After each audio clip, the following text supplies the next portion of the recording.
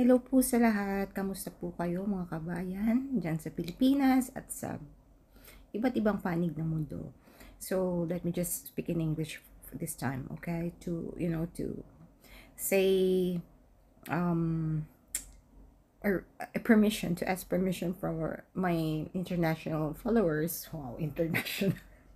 I mean, there are a lot of English speaking followers that I have, subscribers. Basically, I do videos in English kasi dito ako nakabase sa malayo sa Pilipinas. At saka, I usually talk about good vibes, tsaka yung pagpalaganap ng Filipino culture, Filipino values. Let me just say to you, my English-speaking subscribers, that if you have a question, you can comment down or PM me, and I will tell you what I'm talking here. Oh, so I'm still funny, but I mean, a bit more serious issues to discuss, which is very timely in the Philippines. So I will speak in maybe mixed in English sometimes, and Tagalog, our national language, and even my own dialect. I'm from Iloilo. And what am I going to discuss? Na-inspire po kasi ako sa mga lumalabas ngayon. Gawa ng, honest to goodness, sinabi ko talaga sa sarili ko noon at sa ilang friends ko na kumakalaban sa akin, not kalaban as in nag-away talaga kami, but discussion, mga parang debate, alam mo na, kasi sila, most of them are Dutertes, fanatics. Ako naman, hindi. And they're already grooming themselves to be in the national scene. Hindi ako nagja-judge based on sarili ko talagang opinion lang, but through research, hindi lang research na isang beses or as in taon na research, personal accounts, obserbasyon sa takbo at sa pananalita ng isang politiko. Ngayon, bago ako pumunta talaga dyan, before I go there, sa specific details of my vlog right now, ayoko talagang mag-vlog actually ng political issues and showbiz issues. Kasi, three. Political issues, showbiz issues, and about religion. Because these three, yung tatlong ito ay walang katapusang argumento at magulo. Alam mo yon? So, kung anong paniniwala ko, I just keep it to myself. Ganun lang. Or I influence a bit, but I do not really like parang na hikayatin talaga or ganito maging active talaga sa ganyan. Kasi, pag sumali ka sa mga ganyan, talagang nakaka-stress actually. Marami kang kalaban, okay? But, hindi yun ang hanap natin, okay, dito. So, na-inspire lang din ako doon kasi lagi ako nakikinig ng mga vlogs ngayon. Dati, ang tagal kong naging parang malayo sa mga updates ng Pilipinas kasi puro negative kasi siya. Especially previous administration. Ayoko marinig. So, before that, yun nga, lagi kaming nagdedebate o parang nabibisit sila sa akin kasi ang dami kong questions, ang dami kong, tingnan nyo na lang, so sige, sabi ko, let's not talk about that. Tingnan na lang natin. Pero ang sinasabi ko, tandaan nyo, balang araw, lalabas ang mga true colors.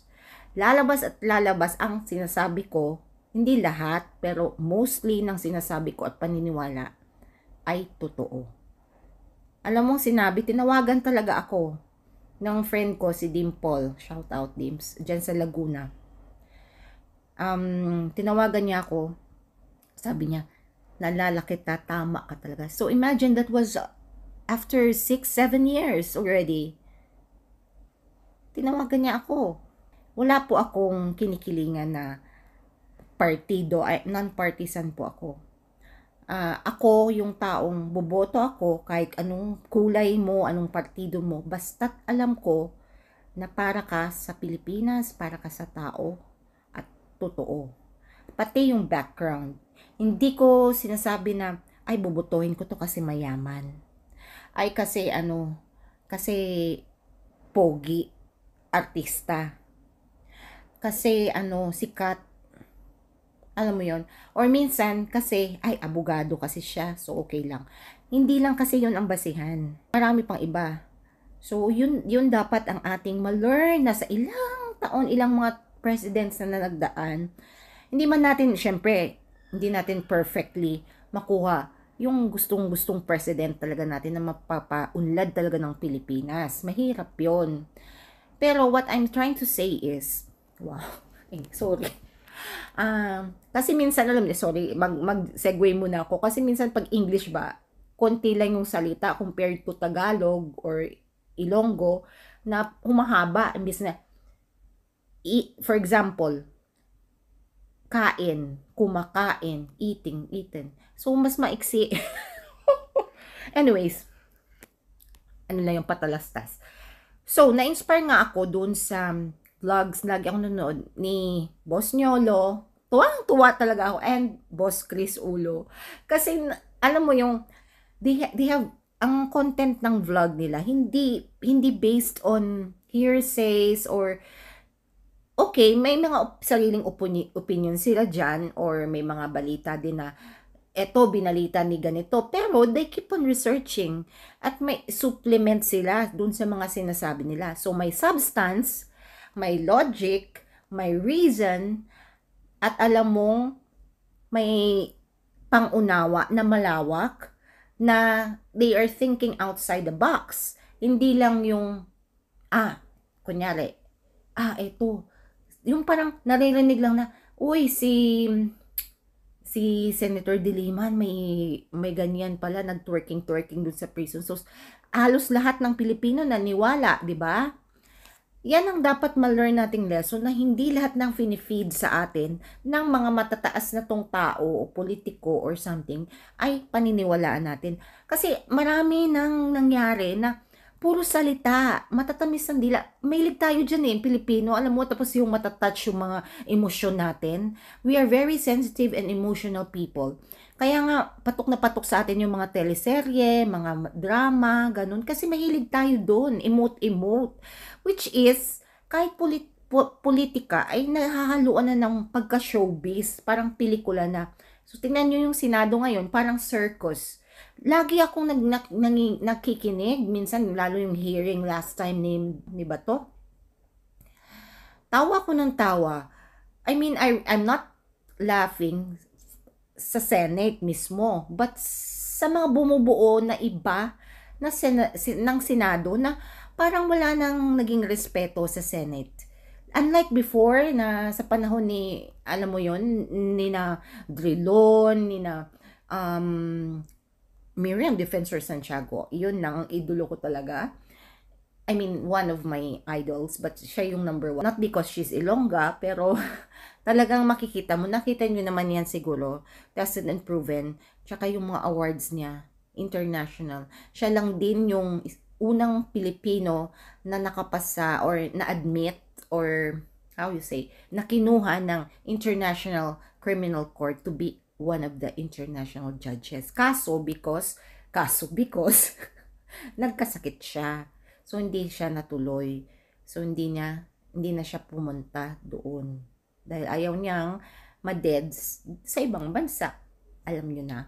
So, pero yung kanyang lung cancer is nag-trigger more dahil sa walang humpay niyang pagtrabaho.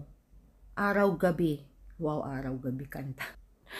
Araw-gabi dyan sa At tingnan nyo na lang yung records niya. Promise. Kahit sabihin pang hindi siya man siya taga Iloilo, kung taga saan man siya, kahit taga Aparian, kahit taga Huloyan, kahit kung talagang ganyan yung track record, talagang boboto ako. Talagang doon ako. Wala akong pakialam dun sa, ay dilaw siya, pula siya, yellow siya, rainbow siya, whatever. Hindi ako ganung klaseng ano. Ang importante sa atin, pumili tayo ng mga kakatawan na at magiging boses ng Pilipino at Pilipinas sa labas ng bansa. Na may edukasyon. I mean, not just really formal education. Yung tipong alam mo na alam niya ang batas, alam niyang kanyang responsibilidad, alam niya ang pinamumunuan niya, alam niya yung interes ng Pilipinas at Pilipino kesa sa sarili niyang interes. Anyways, that's a different topic. Now, yun nga, shout out sa mga idol ko dyan, si Chris Ulo at Boss Nyolo. Hindi to para makisakay dun sa kanilang million of fans or 100,000 fans, hindi. Gusto ko lang kasi, active ako dyan, naging member din ako kay Tamsi. Si Sir Chris Ulo kasi wala siyang membership, churba. So, anyways, hindi, natutuwa lang talaga ako kasi in a way na aside from them, marami pa naman akong pinakikinggan. Pero dun lang ako sa kanila yung parang present all the time. Kasi, alam mo yung nakakatawa siya, pero may sense. At may factual. Yun dun good vibes yung pagdala ng anyways. Pangdagdag din to ng information. So, kahit takpan nyo yung mukha ko, okay lang. Importante yung sasabihin ko. Hindi lang kasi ako marunong mag-edit ng mga okay. So, balik tayo. Dami kong advertisement. Magla-live sana ako kaso alam nyo na, hindi ako masyadong techie thing or sa mga editing. Buti na itong i-record ko na lang muna. Tsaka nahihiya din ako pag live. Baka may, alam mo na, may makadiscover. Which is me. Oh, anyways. So, mag-history muna tayo. Ay, hindi. Bago yan, magpapakilala muna ako. So, disclaimer, wala akong partido, non-partisan ako, hindi din ako active na politician o may whatsoever. Hindi ako panatiko ng ninuman. Si Miriam Defensor Santiago lang, the late Madam MDS lang talaga yung talagang vocal ko na talagang alam mo yon yung grabe yung 100% full support talaga ako kasi nakikita ko yung experience, yung track record niya sa government, yung mga batas na ang ginawa niya, libro, more than 30 books ang ginawa niya, at saka siya yung senador, siya yung tipo ng politiko na wala siyang kaibigan o ganyan. Although, syempre, andun tayo, makikisama tayo, pero there is this thing na kung batas ay batas para sa kanya. So, marami akong natutunan din, actually. Hindi din ako political analyst, hindi. Pero may political science background ako.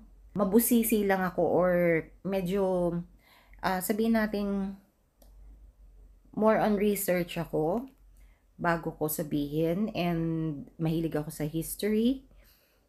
That's my major actually.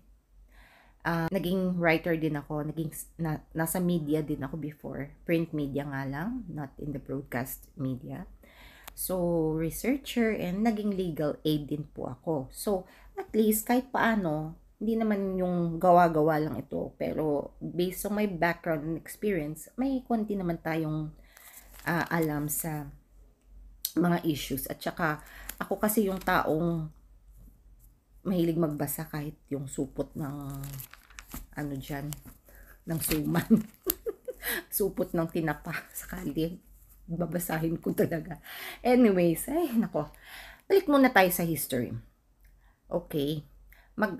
First of all, unahin natin yung napaka-timely at kailangan natin maging vigilant, maging aware, magkaisa about dito sa ginagawa ng mga Chekwa, ng China.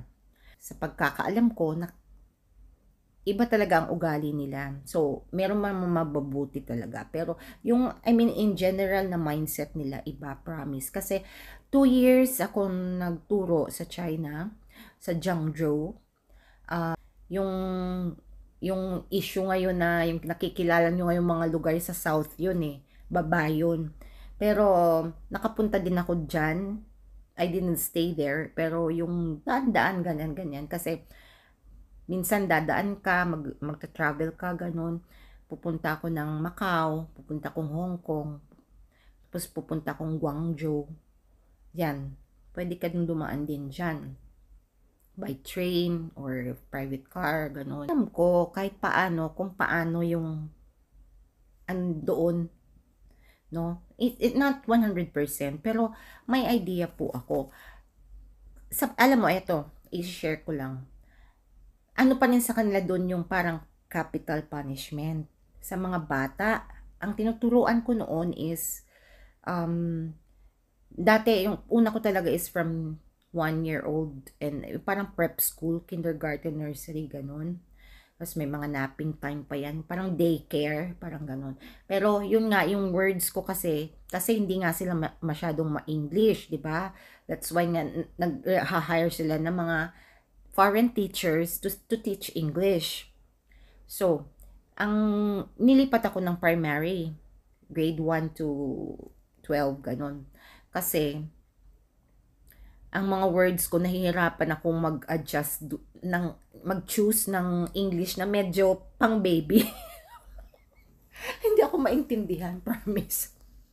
So, sa classroom kasi, meron din kami, we don't speak Chinese. Konti lang yung mga basic. Pero may Chinese class din, pero hindi ako umaten. Ayoko, kasi ang hirap. So, sakit sa ulo. At saka wala talaga akong interest. Mabilis ako matuto sa mga language, pero wala ako talagang interest.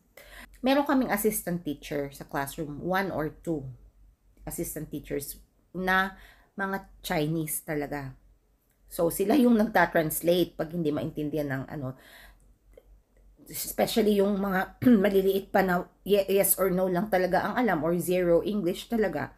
So, after kong magsalita as a teacher, ita-translate nila sa Chinese. So, anyways. Balik tayo sa history. Ang China kasi, di ba, siya yung tinatawag noon na sleeping giant. Kasi nga sa laki niya, ang laki-laki ng China. Ang lawak, oh, Diyos ko, ang mga kalsada doon, ang lawak-lawak. Grabe. Anyways, sleeping giant siya kasi 100 years siyang sarado sa ibang mundo.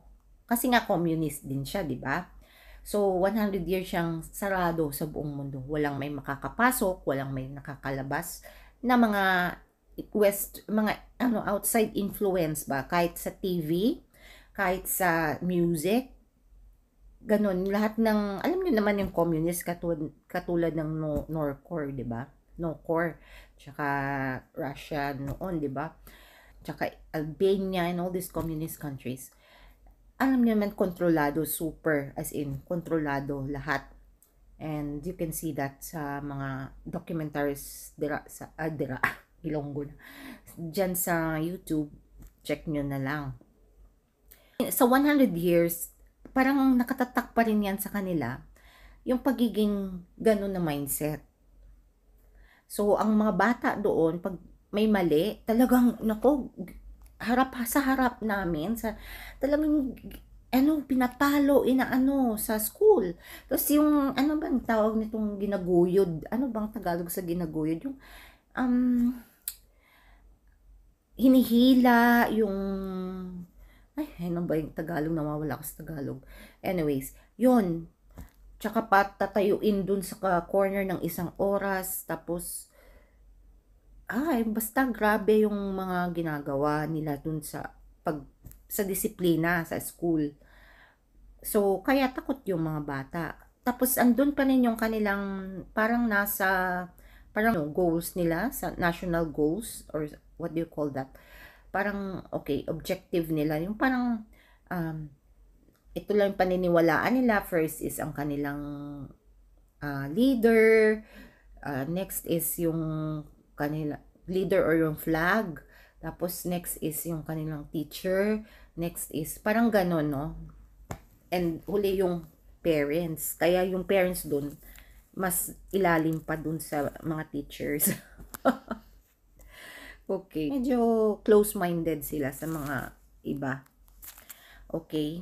Bakit kailangan natin magbalik ng history? Kasi nga, konektado siya eh.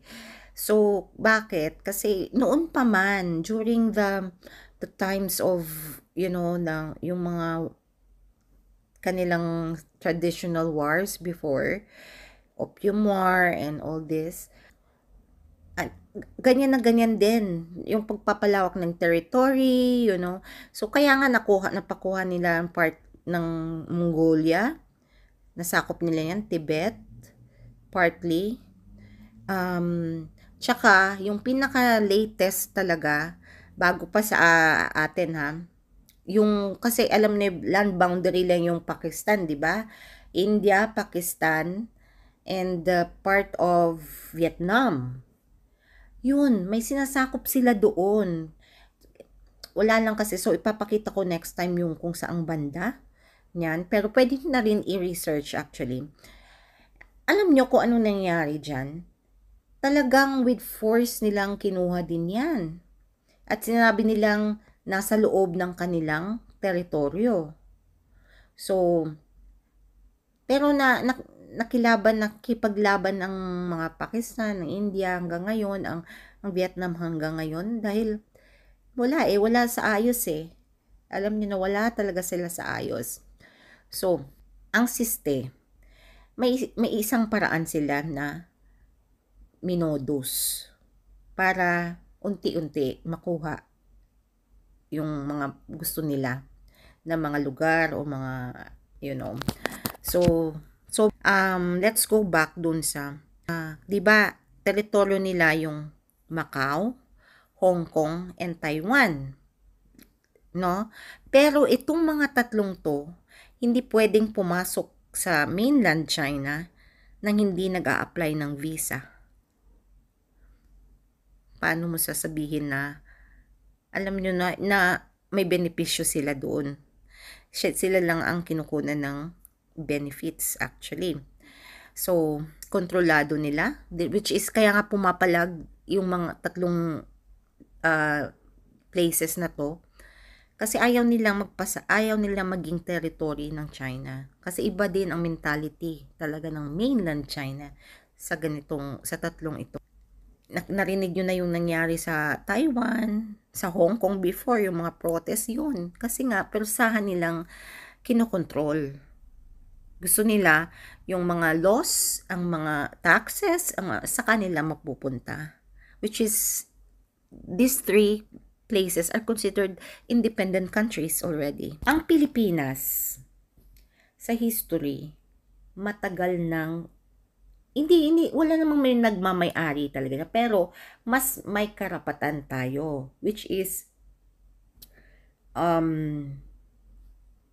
nasa batas, international law, and that is recognized kasi yan talaga ang law of the sea ng UNCLOS, no? Kahit yung alam niyo yung Sabah, yan ay niregalo sa Pilipinas noon ng Sultan ng Brunei for the Philippines sa pagpapasalamat. Niregalo niya yan sa Sultan ng Sulu before. Parang may peace, something sila, may agreement sila, or parang pasasalamat yun eh. I know, that pasasalamat. So, hindi ko na i-isa yun kasi ibang din yung topic. So, ang ibig ko lang sabihin dito na matagal na tayong lumalaban nito. So, sa ngayong administration, tahimik lang yung administrasyon ngayon. Hindi nyo lang alam kasi hindi naman kailangan kasi i-publicize talaga yan. Alam nyo yan. So, 2009, meron tayong parang conflict din dyan sa Benham Rice, no? Which is na pinaglaban at nanalo tayo dyan. So, naging atin yung Benham Rice. 2009. Sinabi ng UN na sakop teritoryo ng Pilipinas yan according sa legality, rules of law and law of the sea. So, ayun nga. Wala masyadong mainit na conflict noon after that. Meron pero hindi masyado yung mga paminsan-minsan na dinadakip, tapos pinapakawalan din naman yung mga fishermen, and vice versa. Tayo pa nga, dumadakip tayo noon ng mga, lumalampas dun sa teritoryo na, pumapasok sa teritoryo natin kasi illegal yun, illegal fishing, mga ganon. Kasi hindi tayo nagdadamot. Yung sa atin is, koordinasyon, respeto, at pangalawa, wag sirain. Kasi napakalaking bagay po na masisira yung baba niyan. Kasi yung iba nag-illegal fishing, yung mga gamit ng mga illegal na gamit, di ba, sa fishing. At saka sinasayad yung mga barko dun sa coral reef. So, yun di ba may nangyari yun na sinayad nila ng husto. I mean, yung parang yung barko nila nasaya dun sa coral reef, nasira. Hindi po maganda kasi dyan po ang buhay sa dagat. Dyan din umaasa ang marami nating kababayan sa fishing, di ba? So, anyways. So, hanggang sa file tayo ng case for, to be recognized na itong mga islands na to, Spratly, Scarborough, mga Kalayaan Islands, mga ano pa nga islands dyan sa may West Philippine Sea, na pasok sa ating territory at sa ating EEZ, Exclusive Economic Zone. Yun lang naman ang sinasabi nating part natin at responsibilidad natin. 2012, nag-file tayo dun sa, para sa arbitrary ruling ng UN based sa Hague, Netherlands. At 2016, nanalo po tayo. At pasalamat tayo sa mga dating namuno dyan para maipaglaban ang ating karapatan dyan. Hindi karapatan para maangkin natin yung natural resources. Part na yun, actually. Pero yung pangangalaga, alam niyo yun, yung responsibilidad. At saka national security na din. Yun ang pinakamahalaga din. O kung 2012, ewan ko kung alam nyo, nakasama dito, President Noynoy Aquino, right? Ang nag-spearhead. Kasama dito si Senator Leila de Lima din. Sa pag-file ng case na to sa, sa 2012, noong 2012. Okay? Nanalo tayo pero hindi nire-recognize ng China. Dahil ang sabi nila, may sarili silang mapa. Noong panahon pa ni Kopong-Kopong. Yung mapang yun, sa totoo lang, drawing lang naman talaga yung mapa kung saan sila nag-trade. Kung saan sila umiikot para magbenta ng kanilang silk trade. Yun. It's not a map nga na ibig sabihin territorial map. At hindi yun hindi yun recognized ng UN, for example.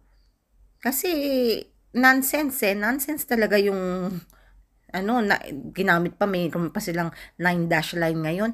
Nag-upgrade pa, naging 10-dash line na. 'Di ba? So, wala naman tayong hinihingi, kundi yung sa atin lang. Hindi naman tayo nang aangkin ng hindi atin, di ba? Ayun ang masaklap doon. So, lalo na tayo ay on a legal basis, may karapatan talaga. Kasi, ang EEZ kasi, 200 nautical miles yan eh. Yung Scarborough Shoal na yan, yung island dyan sa may Masinloc, Zambales, kitang-kita, tanaw mo dyan sa Masinloc, sa beach ng Masinloc, yung island na yon pwede mong bangkain talaga. And that's only 122 nautical miles. Hanggang 200 tayo extend ng ating continental shelf, ng ating waters, EEZ. Pasok. Kasi yun ang international law of the sea. Beyond 200, of course, hindi na natin sakop yan. Wala na tayong jurisdiction dyan. Okay? So, yun lang naman ang kinukuha natin. And then, sa continental shelf, huwag lang sosobra ng 350 nautical miles. Yung continental shelf, yung sa baba. May mga iba kasi sa ating mamamayan na kailangan talagang i-open pa yung mind nila kasi ang iba makakarinig lang ng sabi ni Digong noon, makikipaggera, ganyan. Hindi naman ganon. Hindi, ang gera po, hindi ganon basta-basta na pagkuan, bigla ka na lang, putukan na lang lahat or susugod na agad. Hindi. May rules of war din na tinatawag, international rules of war. May declaration of war pa yan. Dadaan, may proseso din po yan. Hindi basta-basta. Yun. Aside from that, tatakutin kayo na magkakagera ganun. Alangan, pababayaan ba tayo ng mga kaalyado natin? O mga, kahit hindi nga kaalyado, basta alam mo na tayo yung nasa tama, hindi tayo pababayaan. Mulat sa pool, simulat sa pool, ang Pilipinas laging tumutulong sa ibang bansa kahit wala tayong kakayanan, handa tayo padala ng mga troops sa UN. Sino? Yung China, lagi ba nagpapadala yun? Wala. Hindi. Ang Pilipinas kahit maliit, punta ng Syria, ang mga landmine dun, pinagdadampot lang na parang namumulot lang na kamote at patatas. Alam nyo, dinidetonate. Ganun tayo, mga Pilipino. So, bakit kayong matatakot? Sa atin naman ang pinaglalaban natin. Pangalawa, hindi basta-basta manggera kasi takot din yung China. Takot yan kasi lalo na ngayon na ang kanilang ekonomiya ay bumabagsak. Dependent ang China sa oil din. Sa oil din. Iban dyan, maraming mga bansa na hindi tayo pababayaan.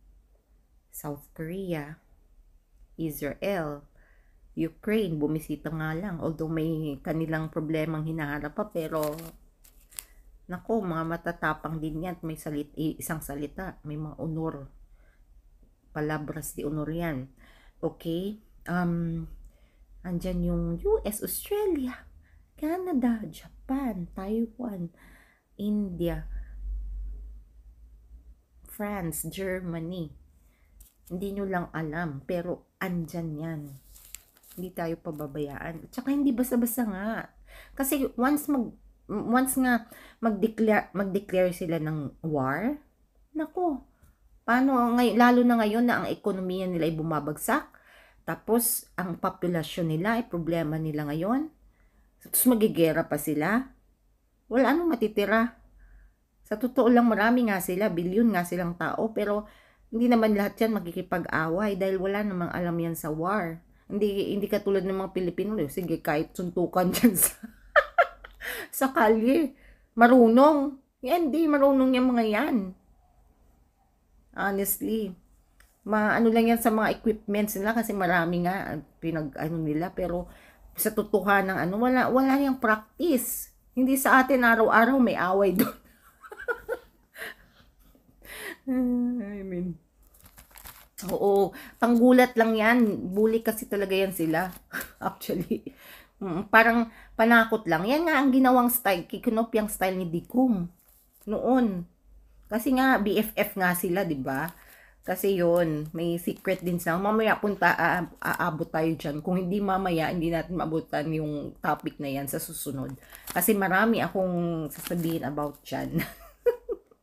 So, hindi ako nagmamarunong dito, no? Hindi din ako sanay na alam mo yung debate or something. Ang sinasabi ko lang, para maliwanagan ang iba nating kababayan na, kasi marami kasing nabubulag dun sa mga drama-drama lang ng mga politiko. Doon ako naiimber na eh. Doon ako na ano ba yan? Para namang showbiz. Ano ba yan? Kilatisin talaga. Hindi na pwede yung pa drama-drama na ay ito in 6 months wala nang ganito. Sus, niwala na kayo dyan, Diyos ko. Kahit noon never ako naniniwala sa mga promises na tinitingnan ko talaga yung background. Kahit na hindi ako bumoto, wala akong problema. Kaya nga, proud na proud ako sa self ko ngayon. Ni isa dyan sa umupo ng mga senador na yan na, hindi ni isa, wrong term. Yung si Binoy, si Bongo, si Bato, yun, sa presidential, si Duterte noon, hindi ako bumoto. Hindi ako bumoto niyan sa kanila kasi hindi ko talaga bet.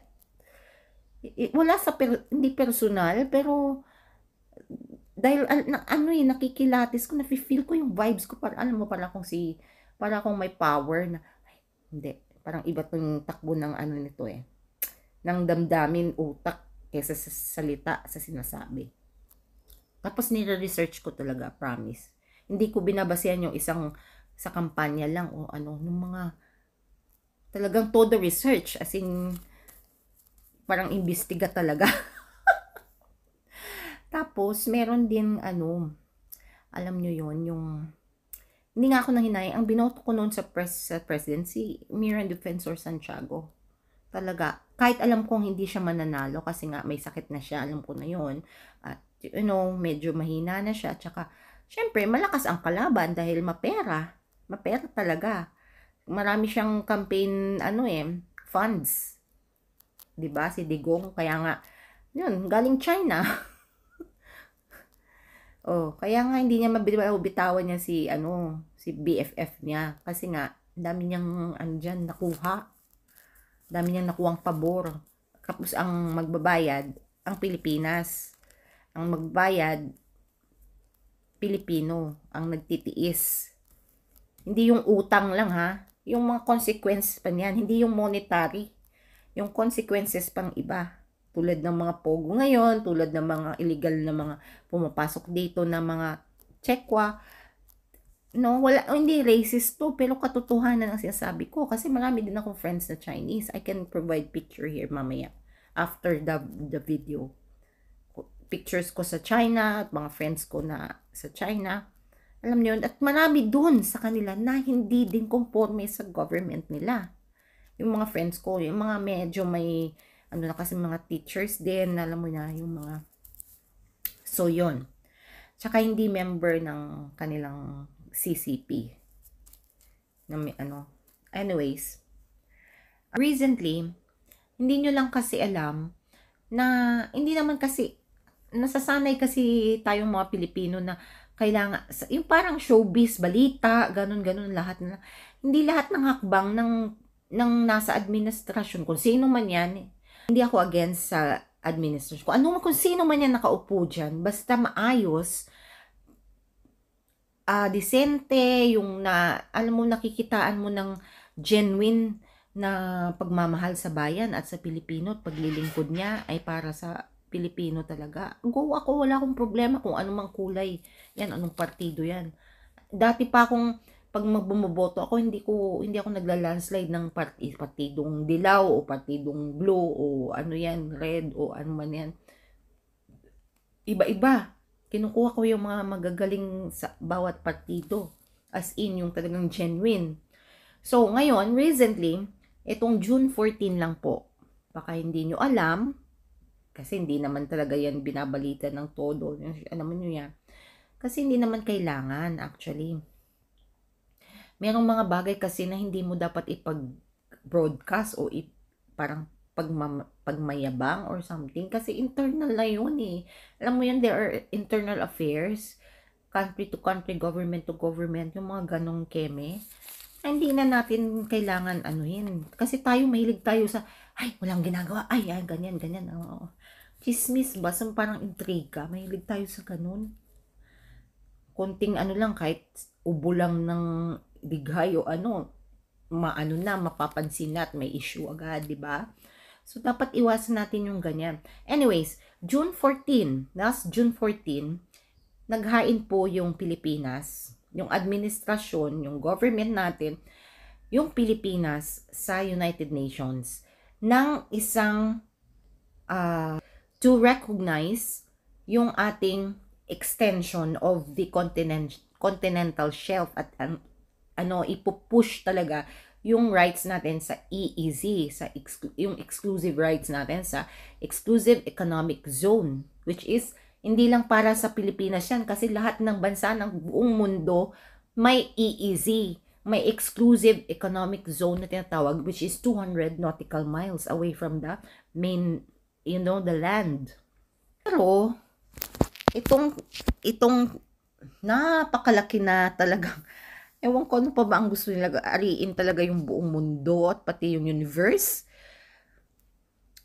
Nag-submit sila ng petisyon o protesta dun sa sinubmit natin nung June 14.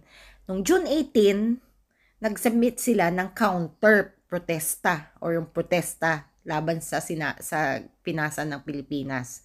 Ang sabi nila sa nung June 18, sulat nila, nagre-request sila sa UN na wag i-consider ang ating panawagan, ang ating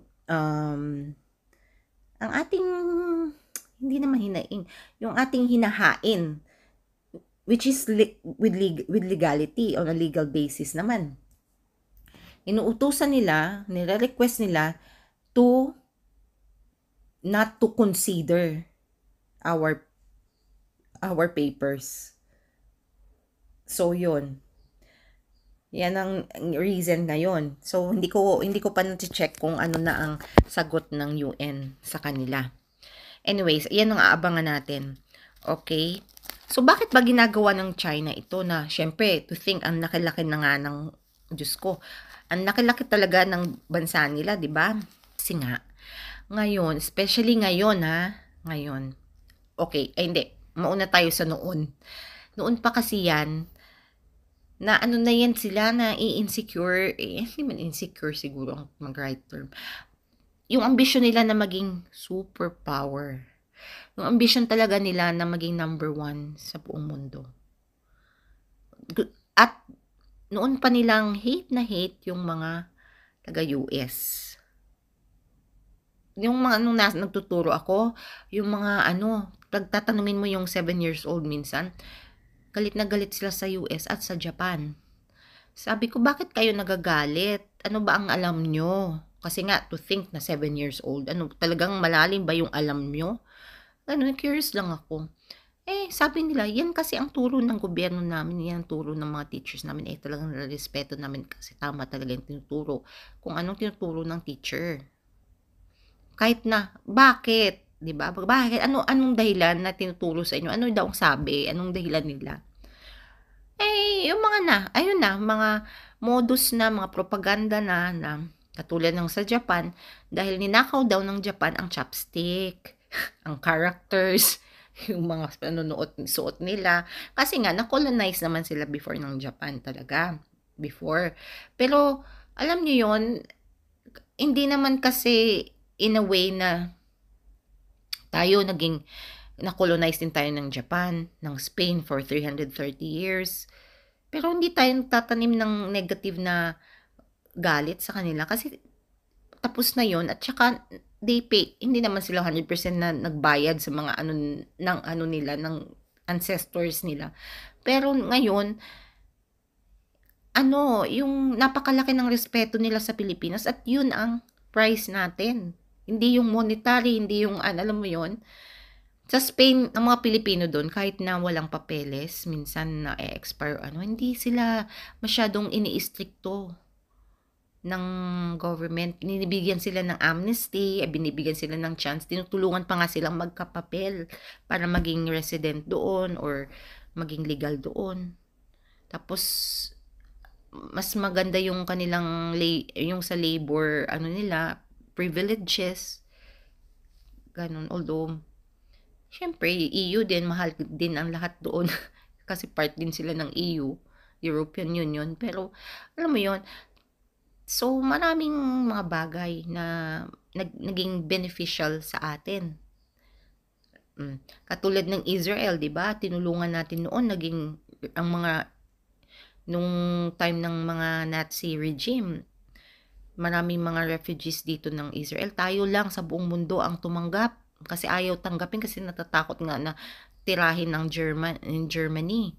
'Di ba? Ni Hitler yung mga bansa na tutuluyan nila. Pero ang Pilipinas hindi nagdalawang isip. Diyan sa may Samar, somewhere sa diyan sila nagkaroon ng camp ng ilang taon.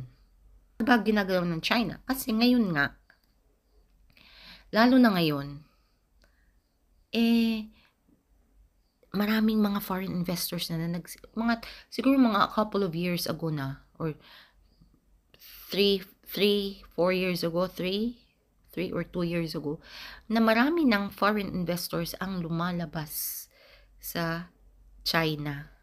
Lumilipat sa ibang Southeast Asian nations like Thailand, Vietnam, Indonesia, Malaysia, Singapore, o konti lang sa Pilipinas kasi nung time na yon 2016, alam mo yung Duterte administration, takot ang mga foreign investors mag-invest sa Pilipinas. Tsaka hindi din pinahihintulutan masyado ni Duterte noon kasi mas pabor siya dun sa mga Chinese. Pangalawa, kasi hindi malaki yung kaniyang SOP dyan. Siguro. Sa Chekwa, BFF sila, marami siyang benefits. Alam nyo na yan ang iba. Pero iisa-isay natin na next time. Okay? Umabagsak na yung economy nga nila. Tapos plus yung population depression nila ngayon. Kaya meron dyan sa Shanghai, ang Shanghai, isa sa mga second to Beijing yan na biggest city. Parang yung Beijing is Manila, yung Shanghai is Cebu. Parang ganon. Business center yan, yung Shanghai. Tapos ang dami diyang mga foreign investments, madami diyang corporation, companies, ang mga ngayon, may mga areas na dyan na wala na, sarado na lahat. Yung isang kalye na busy noon, wala nang naglalakad, sarado na yung mga stores. Kahit yung mga Chinese owners mismo, hindi na makabenta, sarado na. Kasi marami ngayon ang wala ding trabaho doon. Marami ngayon ang naghihirap din doon. Marami din ang naging masyadong, how you say, like strong and independent na mindset, lalo na sa kababaihan. So mahilig sila sa isip na ayokong mag-asawa, mag-anak kasi responsibilidad, dagdag lang na responsibilidad at gastos. Gusto nila magpayaman. Yun talagang number one nila, parang mindset na parang in-inject doon sa utak nila na kailangan kayo business. Kaya doon 23 years old pa lang, kailangan mo nang magpakasal. Supposedly, part ng tradition nila. Pero mga 18, 20, kailangan, yung mga magulang binibigyan na kayo ng negosyo. Kahit kahit talipapa, kahit tagabenta ng sigarilyo din sa gilid ng kalsada, basta may negosyo, binibigyan kayo. So lahat halos ng Chinese, 'di ba, negosyante. Kasi 'yun. Kasi ang nila is magpayaman talaga. Magpera. Maraming babae din na ayaw magpakasal, gawa nga ng ayaw nila ng extra na responsibilidad, lalo na sa mga bata. Kaya maraming mga instances sa China na ang mga bata pinababayaan sa bahay. Kung minsan mag-isa lang, minsan nahuhulog sa terrace. Ang mga bahay doon yung halap at ang patong yan, ang taas-taas, mga ilang palapag yan na buildings. Oo, tsaka yung mga buildings dun, Diyos ko, pag nagsira sila, parang nilalagyan na ng dinamita sa baba, nagko-collapse agad. Substandard ang mga bilis-bilis. Sa atin, mga taon pa bago bilangin mo yung matapos lahat ng buong building na yan na hanggang ilang floor. Sa kanila, buwan lang. Pinakamahaba 1 taon, tapos na. Walang mga, yung kabilya, mga tawag na sa mga dipunggols nga na. Oo, ganun doon. High-rise ko ng building nila, pero di pungkang kaladlok na ya. Maraming mga bata doon nahuhulog sa terrace ng pinababaya. Maraming nadidisgrasyang bata doon. Ayun. So, sa Shanghai, balik tayo sa Shanghai. So, meron doon tinatawag nilang marriage market. Dati, doon sa Jiangzhou, kung saan ako, malapit lang sa school namin. Ang dorm namin sa school lang. Ang likod nun, makikita mo parang may matatanong kasi mataas nga yung building. Matatanong mo yung isang area doon na market. Yun yung parang tinatawag ng dog market. Dog market, yung iba pang pets, yung iba naman bumibili doon dahil yun nga kinakain nila. Alam mo yun. Ang iba for pets, ang iba talagang for consumption. So meron naman sa ating ganyan, 'di ba? Pero yung mga sa mga kali-kali lang at saka especially sa mga usually sa north part ng Philippines, di ba? Kasi parang tradition nila yun na ganun ang ano nila na kasi mainit kasi yung ang aso daw so di ba malamig sa part ng north, so yun kasama ng gin. Di ba? Pero so may marriage market dyan sa Shanghai, marami dyan lalaki, babae. Ay, para talaga, ay, ako, piliin niyo ako. Ako, naghahanap ako sa gano'n, ito. Kahit foreigner, pwedeng pumunta dyan at mamili o ano. Kasi nga, wala nasisira na rin yung structure ng family nila. Gawa ng masyadong nakafocus kasi sa material na bagay. Pangalawa is yung one child policy nila noon. Pangatlo is, yun nga, yung goal na kailangan pera. Hindi ako masaya pag walang pera. Kailangan yumaman, ganun. So, ganun ang mindset. Okay. So, ngayong araw lang, saka na natin siguro pag-usapan yung tungkol kay Diggs. Sige. Mamaya. Kukontinue ko kasi hindi ko na alam kung kailan ako mag-video ulit. Kasi yung oras ko ngayon, naka-leave lang kasi ako ngayon kasi may medical appointment ako. Kaya, nilubos-lubos ko na to. Okay? So, ipagpatawad nyo. Okay, so, just breaking news. Just in for itong araw na to. 4 na kupunan, anong tawag dyan? Or something like, 4 na kupunan, nagkaroon ng MCA or Military Cooperation Activity dyan sa may West Philippine Sea.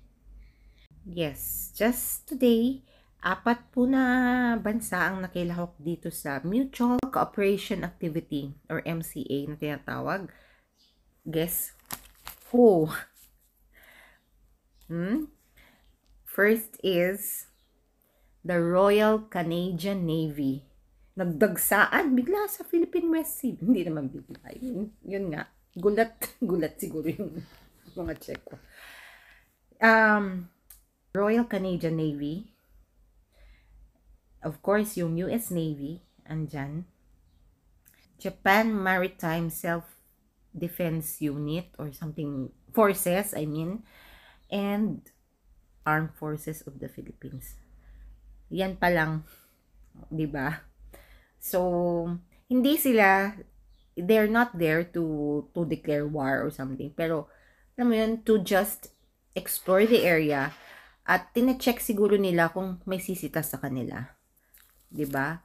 So, at saka isang ano na rin yun parang moral boost sa mga Pilipino at sa ano na sa mga doon sa mga sa mga umaangkin na hello, andito kami, don't forget, don't us, don't me. Di ba? Huwag yung kesyo malaki kayo, the whole world is for the Philippines, ganun ba? Parang ganung pakeme nila, di ba? So wala pa yon. Wala pa yung yung talagang nag-commit. Nag-commit talaga na in open verbally sa press, international press, Germany, France, Australia, maraming Southeast Asian nations like of course Japan, Taiwan, Vietnam, Malaysia, Brunei, India. Marami ang nag-aano na magkaisa kakapunta lang ni President Zelensky dyan sa Pinas. Maraming nagpupuntahan. Hindi nyo ba alam na maraming nagpupuntahan dyan ng mga dignitaries from different parts of the world ngayon? Nakipagkita kay President BBM. It's dahil they are starting to realize na mag-invest na ulit. Kasi dati takot sila sa war on drugs na peke. Takot sila sa kotong corruption keme ng administrasyon before. Hindi naman mga bobo yan na mag-risk ng bilyong-bilyong dolyar na mag-invest tapos makukurakot lang o malulugi lang at dahil sa mga demands na bribery, extortion and all that ng mga ganid sa kapangyarihan at sa pera noon na nakaupo. Oh my goodness. Kaya sa China, wala na dun yung Google, Microsoft,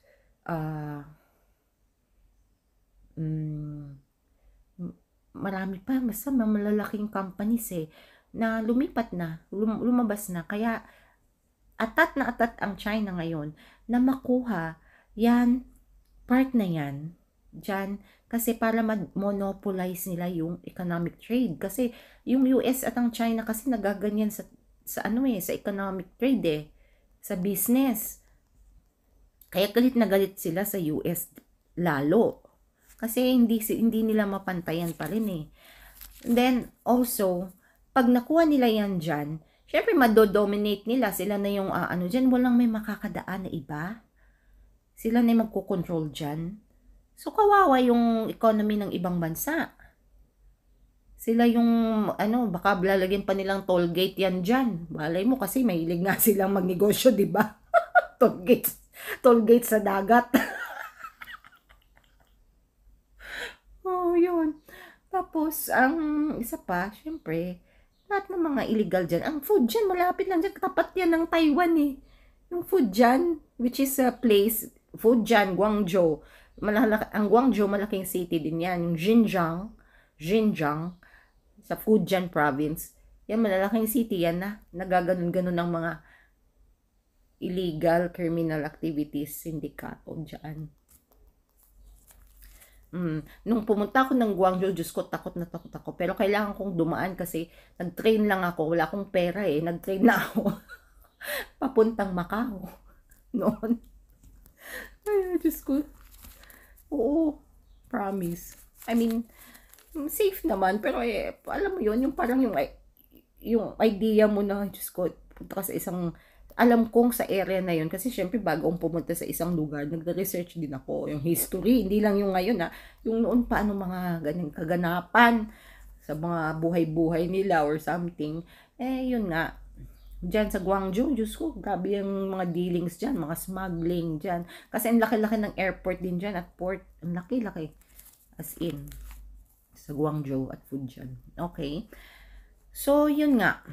Nagpa-practice silang today, parang freedom of navigation ang tinatawag. Kasi, syempre, wala namang may nagmamay-ari dyan ng South China Sea na yan. Ang sinasabi lang natin, yung malapit sa atin na 200 nautical miles, the rest is, everyone can travel actually. Kasi daanan yan Kumbaga sa kalye hindi mo pwedeng isarado yan dahil national highway yan. Alam mo yun? Right of way yan. Kumbaga. Diba? Kakatawa itong. Imaginein mo yung 10-dash line na ngayon. What the heck? Yung mga langka. Kasi nga ang mindset nila, kasi bakit daw? Kasi nga kaya nga pinangalanan daw na South China Sea. Kasi sa China daw yung sea. Yun, marami akong natanong niya noon. Nasa China ako. So, yun ang talagang paniniwala. Ano ba yan? Tapos alam nyo, walang YouTube doon. Walang Messenger, Facebook, Google. Yung ganun.